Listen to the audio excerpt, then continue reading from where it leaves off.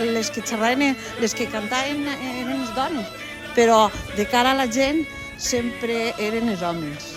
Elles eren les que cantaven dins de sa casa, els xiquets, que les cantaven cançons de cuna i tot això. Però ara no, ara ha canviat.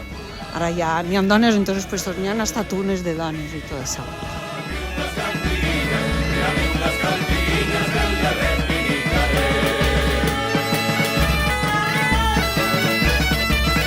Lo que caracteriza mucho también a las familias mexicanas es que hay mucho matriarcado, entonces la cultura eso se transmite de generación a generación y las nietas nos lo transmiten las madres, las abuelas, las bisabuelas, entonces es una transmisión de cultura continua que no acaba.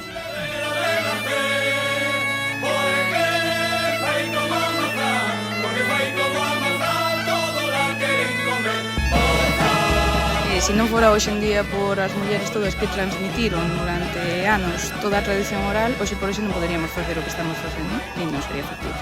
O pilar fundamental para seguir ca tradición, xa que elas foron as que seguiron recollendo todas as cantigas e seguiron adiante con todo elo para que chegase ata o día de hoxe.